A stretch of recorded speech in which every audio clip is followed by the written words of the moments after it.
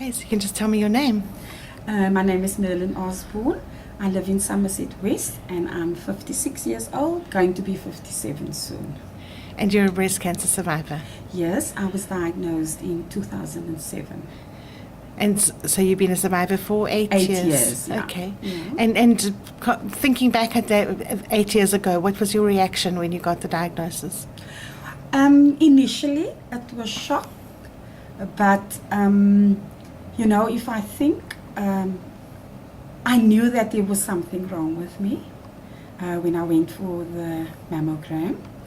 And my grandmother was diagnosed with breast cancer when she was 50, and she died when she was 83, not of breast cancer. Sure. So that's a good story. Yeah. And what made you realize that there was something wrong? Like everything happens in the shower.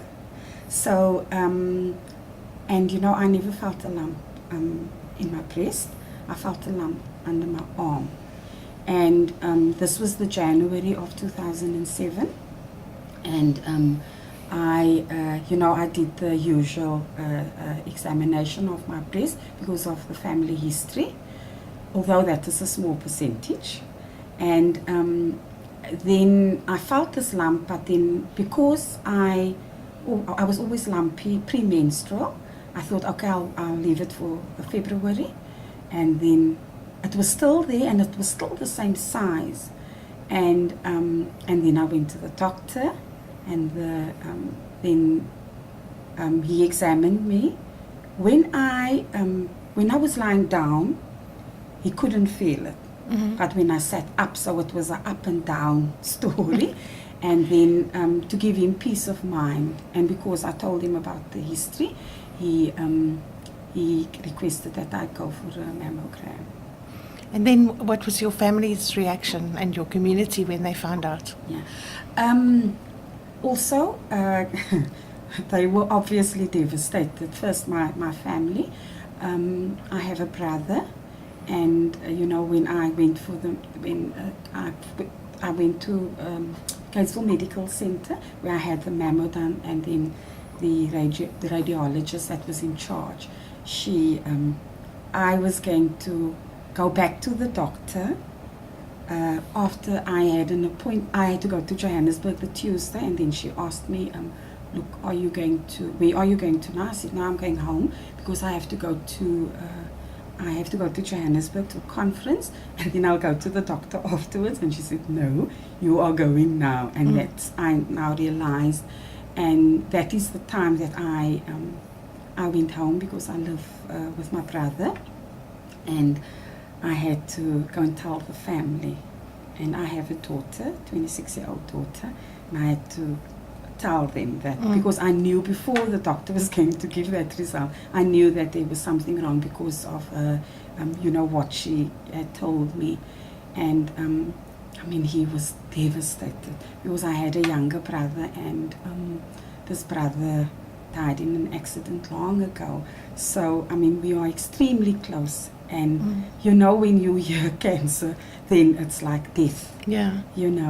And then I just had to, because my sister-in-law was there, but she went with me all the way when the doctor gave me the result, and then he just cried, and because what the thought was and so on, but then I said to him, look, this is the time that I needed you most.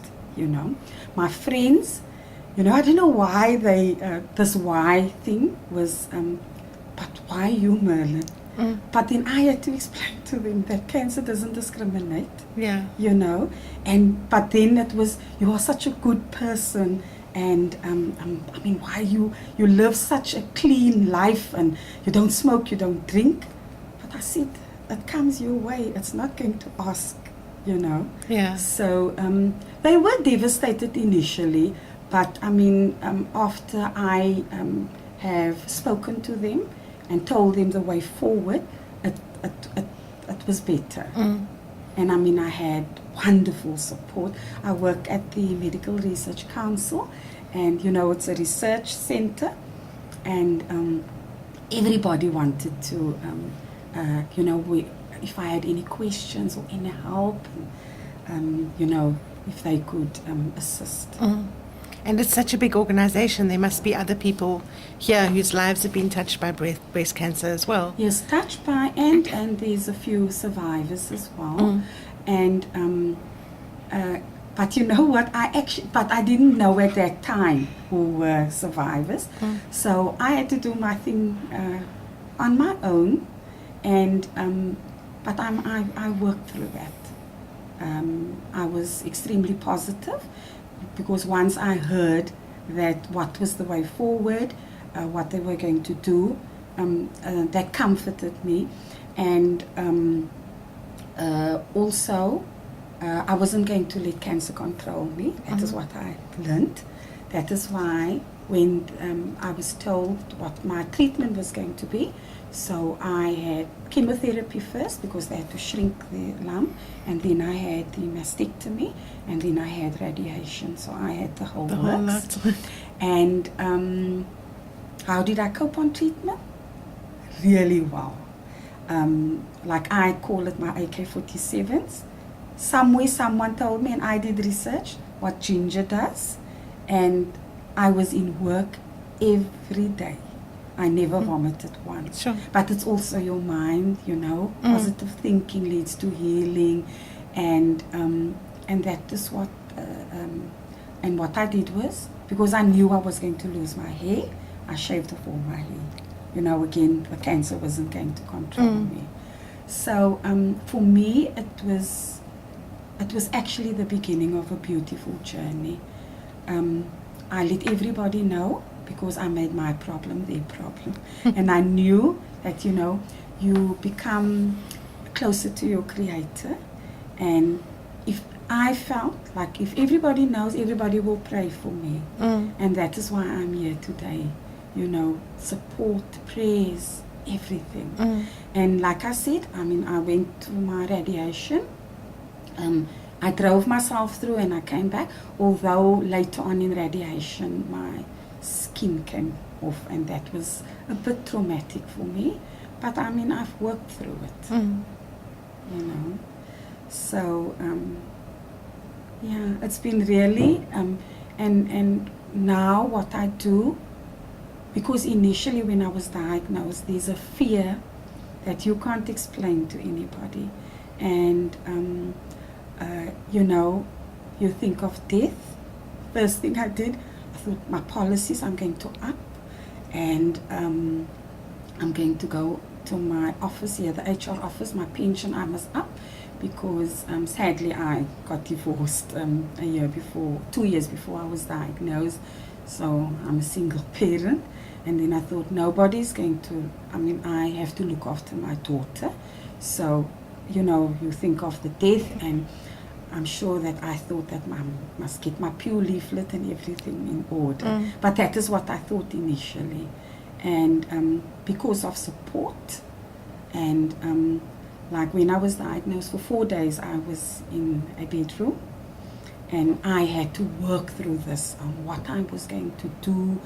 And you know, after that I felt so good, you know, about it, because I got answers and all this. And you know, and I thought to myself, look at my grandmother, she is a good example, and I mean, she lived, so why am I, it's a good story, and why am I feeling like this? And I mean, after that, I shaved off my hair, but all those things, and the doctor explained to me what was going to happen. And I, you know, I was I had mine done at Reconstruction Hospital. I was treated like a queen. They always referred to me as, here's the model of Ali 33, because for me, I wasn't going to wear a wig, and I was going to let the whole world know. And how my healing is, I go out into the community. People ask me to come and share my story. And what our main aim is education, because there's lots of ignorance in the community.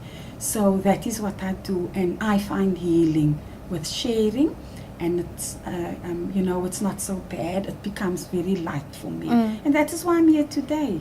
So do you do that as part of an organization or as an individual? And as an individual, it's Okay. all voluntary, and then also my Cancer Association will also ask me if I can do, but it's by word of mouth. People hear about me and then I don't even know them, and then it's a friend of a friend of a friend. So, I go, that fear, I try to, because people look at me, are you sure you are a breast cancer survivor? Then I will have to show them, unfortunately, and I'm very good at that I will show that I had a mastectomy. And, just to take that fear, because I can't explain to you that fear. It's a fear that you must have gone through it yourself. So just so that they can see, because as like I felt, like, death, others feel like that, and then I can at least comfort them. It's not the end of the world, but the beginning of a beautiful journey. That's wonderful. Yeah. And is there anything else you wanted to add? Yes, it's just, what was a bit challenging for me, because I don't have a partner, and sometimes at night, with initially while I was going through my treatment, that I felt a bit lonely. I have my family, I had really my friends, my colleagues, and also my family. The support was there, but there is some things that you can't share with them, that you can share with a partner. My daughter and I have a very good relationship. That as well, that I can't share with her. And so that felt a little bit, I felt a little bit lonely where that was concerned. And I lead a very active life. I belong to a dragon boat paddling team. I'm the captain of the Amabele Bells, and I run as well. So, I learned this now the other day also with the training, that it sits on your, helps estrogen from not multiplying. And with me that had breast cancer, it's your cells that multiply. So it avoids this from multiplying. And that is what I do. And look, we're a support group on water also.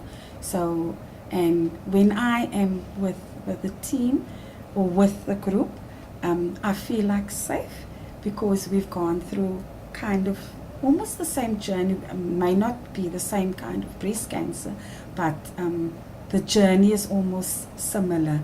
And like I said, it made me feel safe, so I paddle, and also to avoid lymphedema, the swelling of the arm. And I learned to run away from negative people. Is that where the running comes in? Yes. And I've been running all my life. It's probably more than 40 years that I'm running, walking. Okay. And it keeps me sane, So,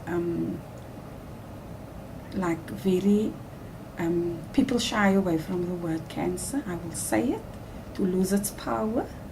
And also, it doesn't scare me now, because I've walked that journey. Okay. Yeah. Oh, and then I was on tamoxifen also for 5 years and 9 months. And it made me a little bit depressed, but I worked through it when I realized that I can do this. And but here I am. Still going strong. Yes, and I'm going now for reconstruction. Okay. Yes. When's that going to be? No, very soon. No, Okay. No. All right. I must just get in contact, because I went to a wellness day at Grooteskuur Hospital, and I heard Prof Hudson again. He was doing his presentation. So I think, but I left it for now because of my work commitments, that I couldn't, because I knew I was going to be off sick, and this just now confirmed it, that now was the right time. I waited until now because I had to have radiation as well, and if I had to have the prosthesis put in, the silicone, then with radiation it affects. It may have affected and so on. So I am as ready now. That's something to look forward to. Yeah, no, definitely, yes.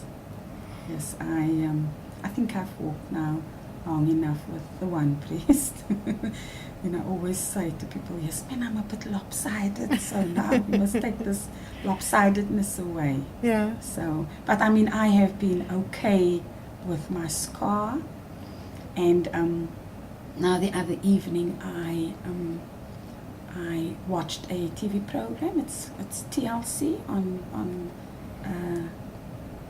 not Mnet, on DSTV, and they had a scar exhibition, and it's something I have spoken to someone, and I really would like to follow that on, but I want to do it before my reconstruction. Yeah, but I just want to get in touch with the right people, because I would like to do it with the team, and we're going to, all of us who are prepared to go naked, and just to take pictures in black and white, and then have an exhibition to just raise funds for us, and also to make people aware. And I think that education is so important, and like I tell people when I go and do my presentation, that don't become a statistic like I've become. It can be stopped. And early detection saves lives. I mean, we go all over, everybody says that. Yeah. And your story is going to help save some more lives.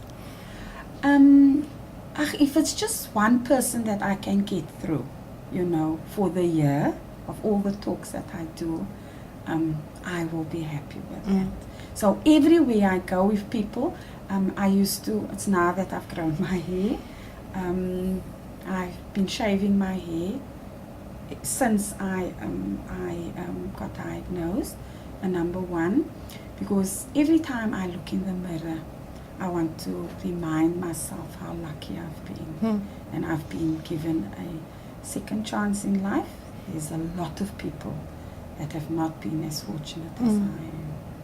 And also when my teammates, they got 3 that have been re-diagnosed, then I also go bald again. Okay.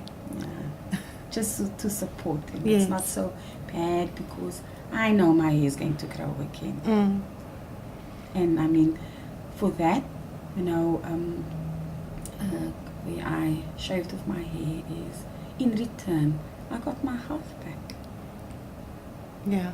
Although people say I'm going to be so sick with chemotherapy, I've been lucky, and like I said, I just ate everything that you could find in ginger bonbons, ginger biscuits, ginger beer, and I had a substantial meal before I had my chemotherapy, which I always received on a Monday, and so it's been a good journey.